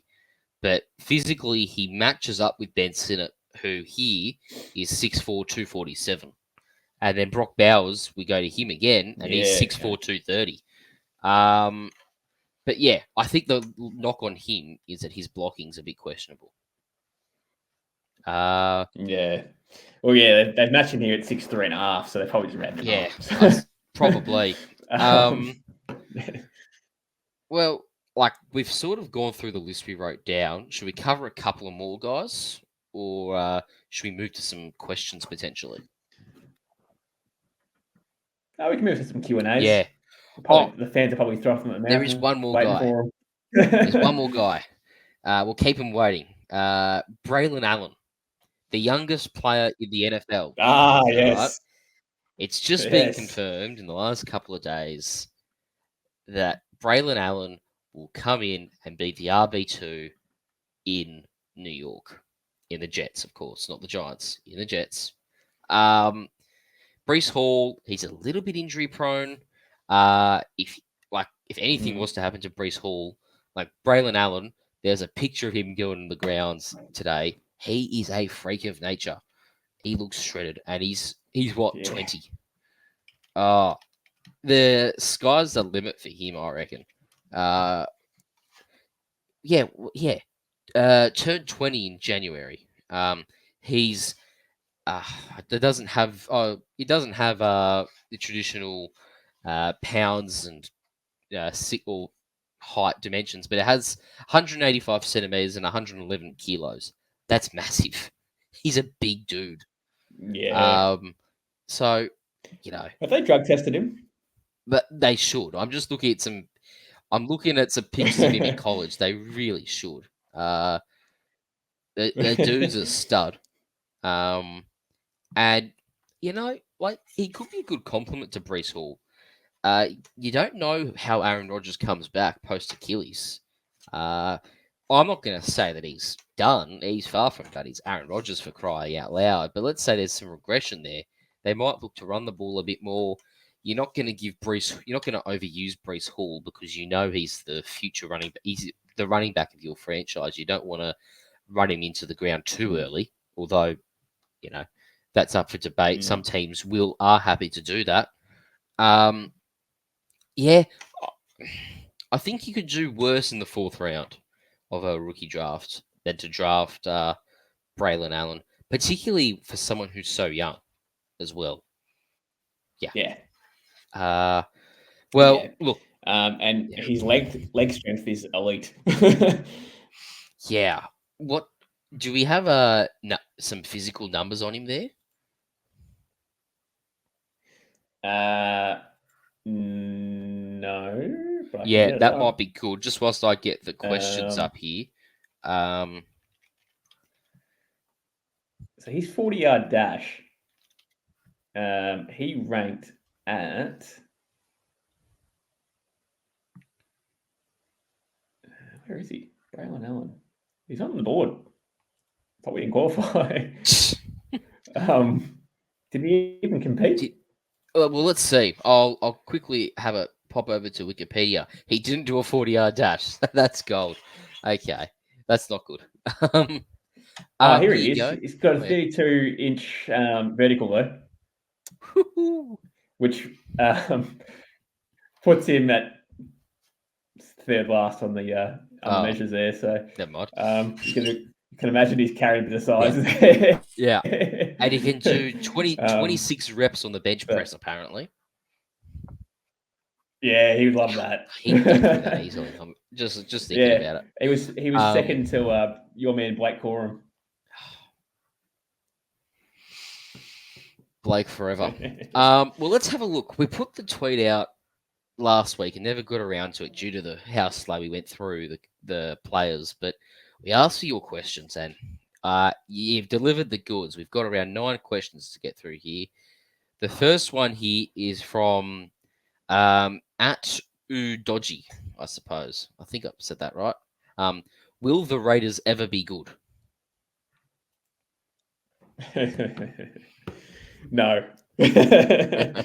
Not with that rumor of the owner now with that knocking up some 21-year-old. Probably not. That made me laugh so much. Yeah. But no, they need to sort that quarterback situation first. Aiden O'Connell, I don't think, is their future. Gardner Minshew is probably a top-end backup who probably will start at some point this year.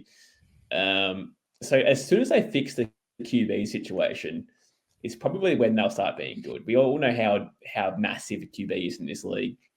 It's a franchise changer. So they probably need to have, I know it sounds pretty grim, but they probably need to have like one off year where they get pick one or a top pick anyway and just restart. The defense is pretty good, but when you've got Devonta Adams, who's a top wide receiver in this league, and he's crying out for receptions and targets, that just says it all really for me. Yeah, I think I agree. They're a quarterback away because they had the number 1 defense in the league last year, when Antonio Pierce took over. Like, they had the number 1 defense in the league. I'll see if I can find the stats here because I wrote them down a few weeks back. Oh, here it is. Max Crosby is a DPOY candidate. Exactly. When Antonio Pierce took over for the Raiders, they had the NFL's top scoring defense, allowing just 16 points a game. They ranked first in fewest defensive touchdowns allowed, 4, and fewest penalties, 31. They also tied for third in sacks and were 10th in overall takeaways. So they have a really good defense. Personally, they've added a generational tight end, Brock Bowers. You've got Devontae Adams, Jacoby Myers. If you can keep Devontae Adams in the building after this year, and then you can somehow get a quarterback, you're there. However, what's more likely is you have to trade away Devontae Adams for another first round pick, and you tank and try and get 2 picks inside the top 16, sort of thing. That's how you rebuild. So if you're telling me that their defense is elite, which obviously their stats are, I don't see any situation where they'll be a top 5 team for a draft pick this year based off their defense alone. They'll do enough there to get it, enough takeaways and shorter fields for Aiden O'Connell to work with. But realistically, they just need to bottom out, get a QB restart, because it's a quick rebuild in this league. It can one QB can change your whole franchise. You can be a playoff team in a heartbeat. Yeah, Texans. The Houston Texans are a great example of that. Yeah. You know, they had all these pieces. They built together. They had some slow seasons. Then they go ahead and they add CJ Stroud. And then even more of a luxury, they go and trade for Will Anderson, the 3rd overall pick in draft, Will Anderson Jr., right? Like, it's a great situation. It's a great idea that all you need is a quarterback as long as you've got the pieces around it, and they do. So they're just a quarterback away. Yeah. I'll go through the second question here. It's from Matrix, of course. He says, if you're new to the sport and want to support a young up-and-coming team with the potential to win it in the next couple of years, and you don't want to look like a bandwagoner, who would you follow and why? This one's easy for me, guys. This one is so easy. I would pick Detroit. Ooh. Now they obviously had a really good year last year, but their offense is so fun to watch. The head coach, he'll make you do anything you want. He's so inspirational. If he said to me, if I played for Detroit and he said to run through glass, I think I probably would. Now they're close. They're very close. They've got a young team. Jared Goff has I don't know. They thought they were rebuilding and they were trading away Stafford and gaining Goff, but they actually probably got better. It's crazy to say. I mean, Stafford won a Super Bowl down there in LA, so it's probably a bit harsh. But they've got weapons galore down there at Detroit.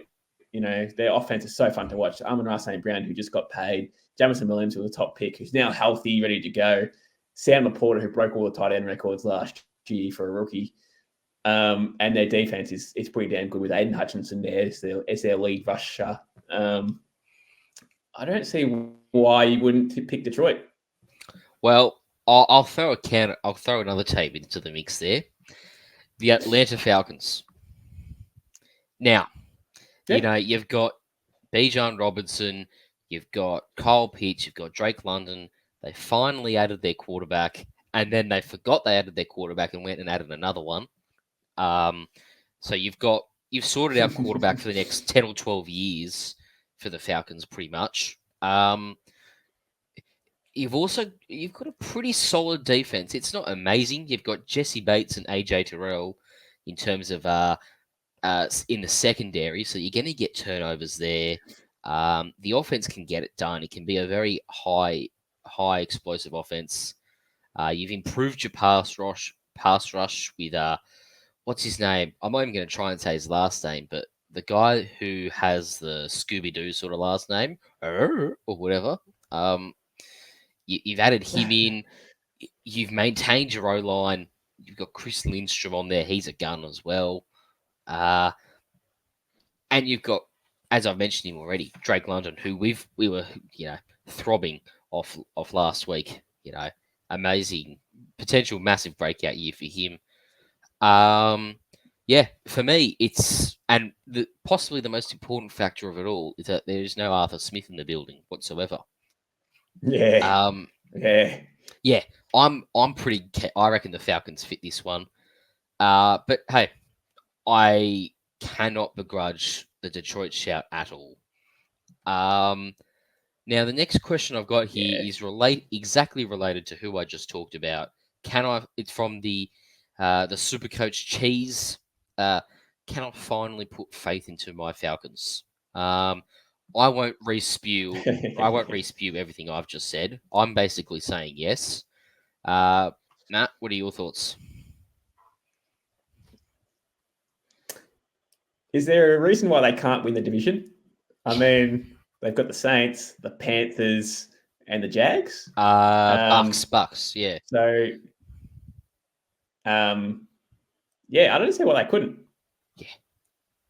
Yeah. So, yeah, I reckon you can put the faith. I reckon they'll play playoffs this year. To be honest, I don't know how deep they'll go into playoffs, but they'll have I think they'll have a winning record, which is almost guaranteed playoffs in that division. But yeah, 10 to 12 games. You can have under 500. Yeah, if you're over 500, you'll make playoffs in this one. And I reckon they can win 10 or 12 games. Personally, they're a pretty good team. If only they drafted Dallas Turner, huh? Yeah, oh, jeez, freak. Yeah. Well, don't get me started. If they just drafted Dallas Turner. Anyway, well, I'll move on from that one. I'm not even going to try and pronounce this guy's name. Actually, you know what? I will, just for the fun of it. Ayota Rowan. I think it's a Kiwi name. Do the Jets finally have the pieces in place to play in December/January? I think it's just January, but do they finally have the pieces in place to play in January? Mav, thoughts? I wouldn't even say finally. I'd say they do. If Aaron Rodgers didn't do an Achilles after like the 5th snap last year, they absolutely would have made it.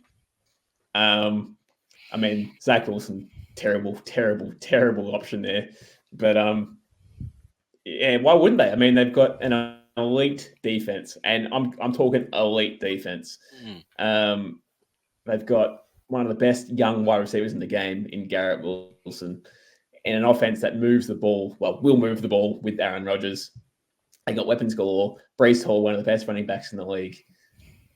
I mean, I don't see a reason why they couldn't make the postseason. And more importantly, they have the human mountain in Braylon Allen as well. I think that's a noteworthy addition to that team. Yeah. Like it's Aaron Rodgers, it's Garrett Wilson. The defense is all class. Quinton Williams is just going to lead that defense. They're playing playoffs. Surely. I think you'll see 2 teams in that division make it. Yeah.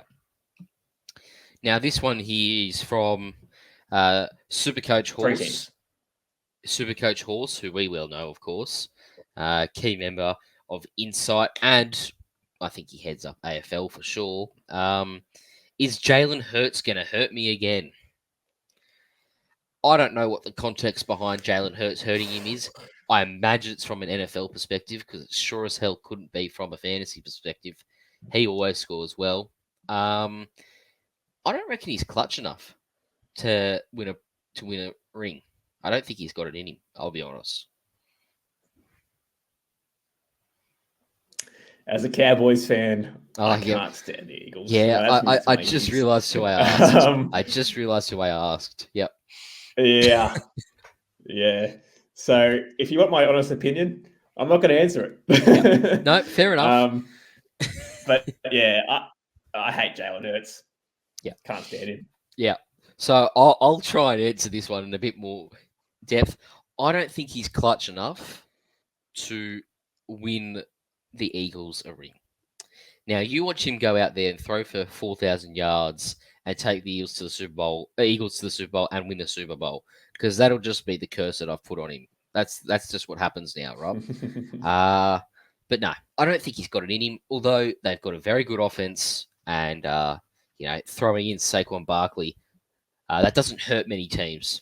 Now, from Thomas Edward Patrick Brady II, he said, "Is Drake May the first quarterback taken in a dynasty draft?" Now, I think we kind of covered this one last week. That's a no. Yeah. He's almost fourth, maybe fifth. Yeah. Probably not fifth, but fourth. Taken. He's probably between 3 and 4. Yeah. Yeah, between 3 and 4. No, when you have the generational talent of Caleb Williams, the rushing upside of Jaden Daniels, and for me personally, the high caliber offense that JJ McCarthy gets, it's hard to justify that although Drake May could be the second best quarterback in his class, it's hard to justify him being the first quarterback taken in a dynasty draft, purely because there's not enough pieces to build around, in my opinion, for Drake May. And even that, he was the third QB drafted in the draft. Yeah, that's right. I would have taken him second, but that's just me. Who is going to be the number one quarterback this year, and why is it Caleb Williams? This one is from Jay Doran, who is very high on Caleb Williams, I must say. And it's not rookie QB that he's talking about. He's talking overall. I've already said it's Anthony Richardson, so I may as well ask you, who is your number one QB this year? Patty Mahomes. Yeah, and it's not close. That offense is nuts. Yeah. He's going to throw for so many touchdowns this year. And once they get Rashee Rice back, it's just going to be nuts. Yeah. Oh, yeah. I'm just thinking about it, right? Like, you've got Pacheco, you've got Kelsey, you've got Rashee Rice, Hollywood Brown, Xavier Worthy. That offense doesn't fail. It just won't fail. No. Plus. No. And where did he finish last year? Oh, I don't know, but it would have been inside the top 5 for fantasy. And that's with a dumpster fire. With limited weapons. Yeah. So Mahomes last year finished as the the QB 8. Oh wow. He was actually QB 8. Wow. But he only had 27 passing touchdowns on the year. Yeah, so, that's got to be pushed. And no rushing touchdowns. Yeah. Yeah. So he'd be probably high-end 30s. Yeah. Minimum. And I suppose this is a good one to finish off with. Again, from Thomas Edward Patrick Brady II. Will NFL Maverick ever take that goddamn stupid Cowboys hat off? Never. Never. I'm a Dak apologist. I love him to the end of the way, but no, not until we win a Super Bowl. Oh, well, okay. So he's wearing the hat for a heck of a long time. Well, that's a good place to finish it, I reckon. We'll be back next week. I reckon we haven't actually discussed this, but I reckon we go through quarterbacks next week. Why not? Sounds good. All right, we'll look in that. We're going to go through quarterbacks next week. We'll cover some news that's happened during the week leading up to it. And we'll probably put the call out for some of your questions again. Thanks for listening. As always, remember to like and subscribe to the podcast to the visual on YouTube. And if you're listening on Apple, drop us a download and give us 5 stars whilst you're at it. And if you can, I don't know how Spotify works, but if you can do it on Spotify, do the same for that as well. That'd be great. Thanks for joining me again, Matt. Just for our listeners, can we find you on social media? Yes, it is at NFL Maverick. I think there's an underscore in between NFL and Maverick. So you can get me there. I've just signed up, ready to go. So I need some followers, get around me, Yes. and we'll get it going. Let's get the great man some followers. I mean, we've already got a breakout season from Kyle Pitts. And look, do I agree? Absolutely. Anyway, we'll call the recording there. Thanks for listening, and we'll catch you next week when we go through quarterbacks.